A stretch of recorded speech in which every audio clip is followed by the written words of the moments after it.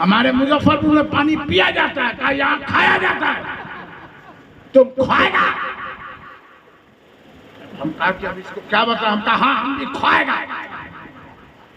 तो कहा नाश्ता लाए, लाओ क्या है? कहा चौरमा चौरमा चौरमा। ना कोई अच्छी मिठाई, बेहतरीन मिठाई। हम कहा लाओ।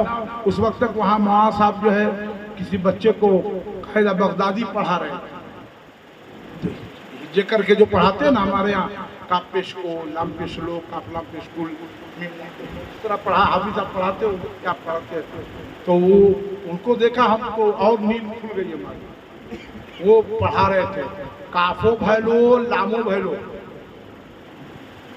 काफो भैलो लामो भैलो, धक्का दे लो हो गए कुल कुल कुल कुल कुल।